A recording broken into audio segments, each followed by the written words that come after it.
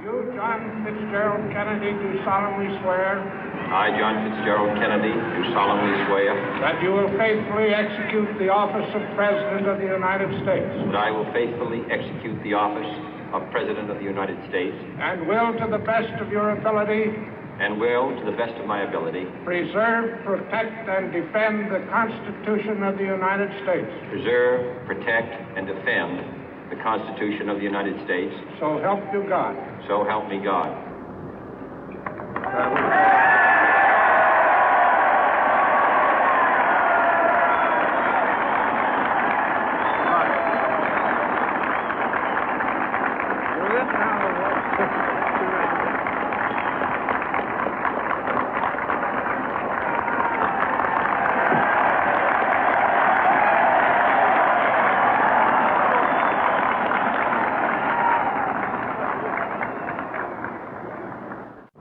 Vice President Johnson, Mr. Speaker, Mr. Chief Justice, President Eisenhower, Vice President Nixon, President Truman, Reverend clergy, fellow citizens.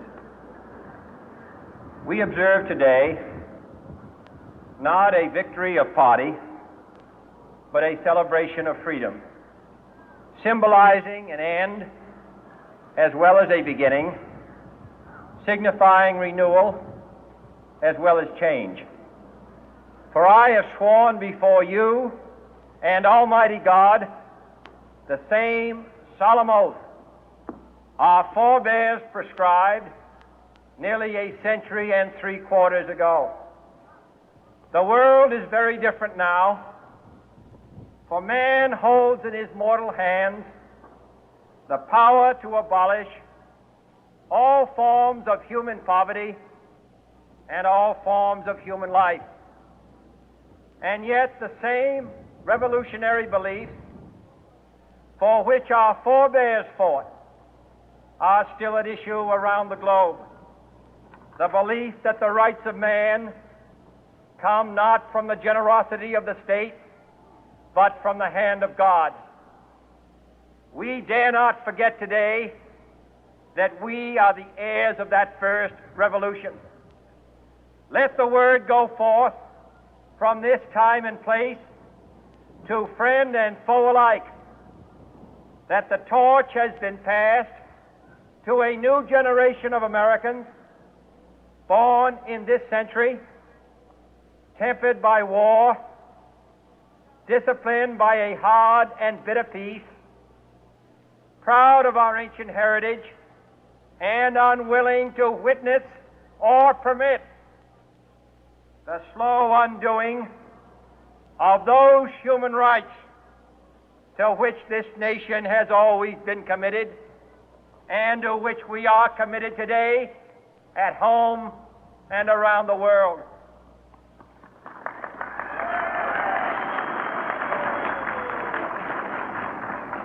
Let every nation know, whether it wishes us well or ill, that we shall pay any price, bear any burden, meet any hardship, support any friend, oppose any foe to assure the survival and the success of liberty.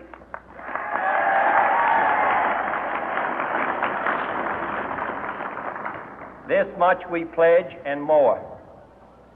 To those old allies whose cultural and spiritual origins we share, we pledge the loyalty of faithful friends. United, there is little we cannot do in a host of cooperative ventures. Divided, there is little we can do, for we dare not meet a powerful challenge at odds and split asunder. To those new states whom we welcome to the ranks of the free, we pledge our word that one form of colonial control shall not have passed away, merely to be replaced by a far more iron tyranny.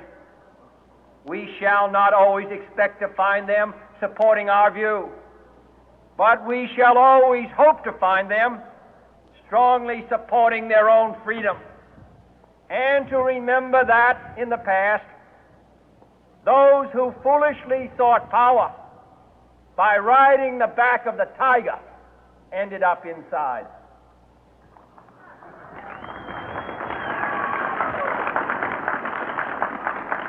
To those people in the huts and villages of half the globe struggling to break the bonds of mass misery, we pledge our best efforts to help them help themselves for whatever period is required, not because the communists may be doing it, not because we seek their votes, but because it is right. If a free society cannot help the many who are poor, it cannot save the few who are rich.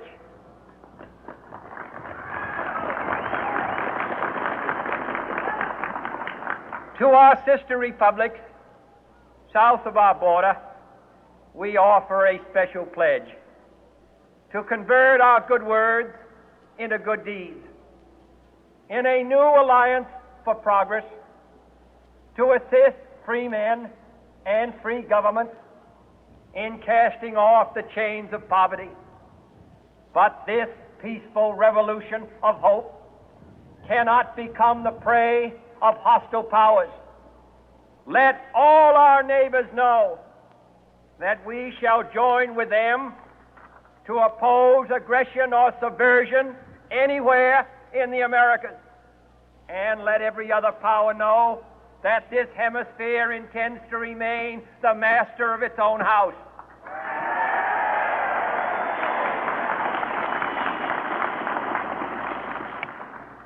To that World Assembly of Sovereign States, the United Nations, our last best hope, in an age where the instruments of war have far outpaced the instruments of peace, we renew our pledge of support to prevent it from becoming merely a forum for invective, to strengthen its shield of the new and the weak, and to enlarge the area in which its writ may run. Finally, to those nations who would make themselves our adversary, we offer not a pledge, but a request that both sides begin anew the quest for peace. Before the dark powers of destruction, unleashed by science, engulf all humanity in planned or accidental self-destruction, we dare not tempt them with weakness, for only when our arms are sufficient beyond doubt can we be certain beyond doubt that they will never be employed. But neither can two great and powerful groups of nations take comfort from our present course, both sides overburdened by the cost of modern weapons, both rightly alarmed by the steady spread of the deadly atom, yet both racing to alter that uncertain balance of terror that stays the hand of mankind's final war. So let us begin anew, remembering on both sides that civility is not a sign of weakness, and sincerity is always subject to proof. Let us never negotiate out of fear, but let us never fear to negotiate.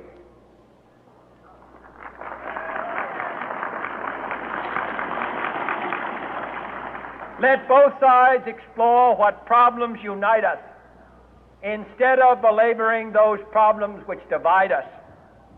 Let both sides, for the first time, formulate serious and precise proposals for the inspection and control of arms, and bring the absolute power to destroy other nations under the absolute control of all nations.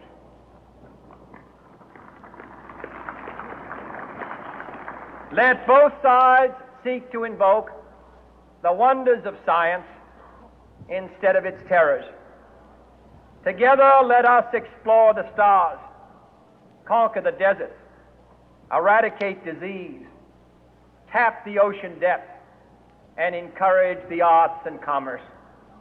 Let both sides unite to heed in all corners of the earth the command of Isaiah to undo the heavy burden and let the oppressed go free.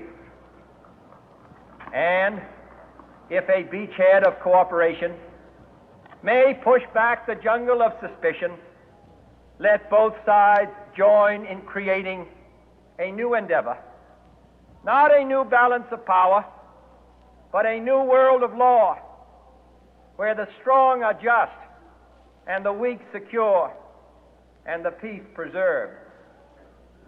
All this will not be finished in the first 100 days, nor will it be finished in the first 1,000 days, nor in the life of this administration, nor even perhaps in our lifetime on this planet.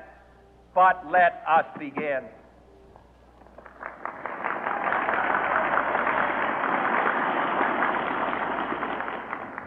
In your hands, my fellow citizens, more than mine, will rest the final success or failure of our course.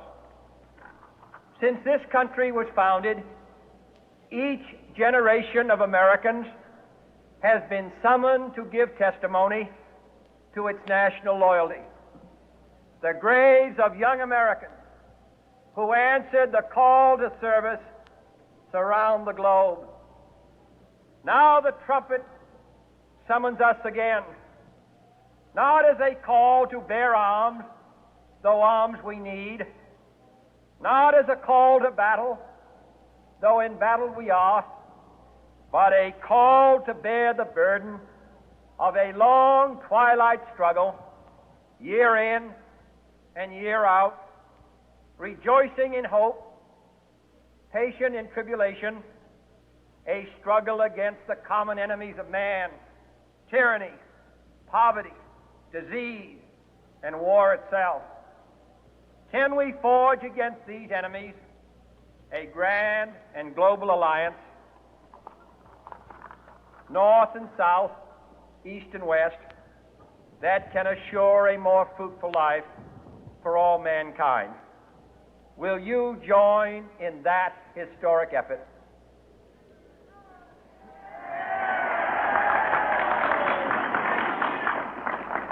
In the long history of the world, only a few generations have been granted the role of defending freedom in its hour of maximum danger.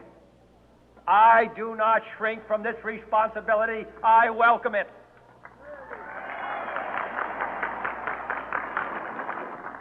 I do not believe that any of us would exchange places with any other people or any other generation.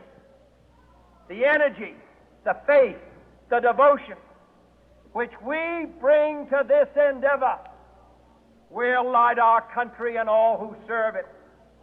And the glow from that fire can truly light the world. And so, my fellow Americans, ask not what your country can do for you. Ask what you can do for your country.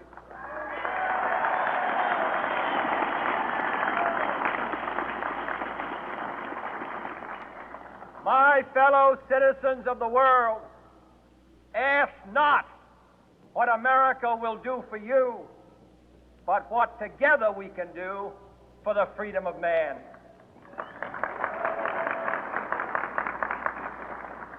Finally, whether you are citizens of America or citizens of the world, ask of us here the same high standards of strength and sacrifice which we ask of you.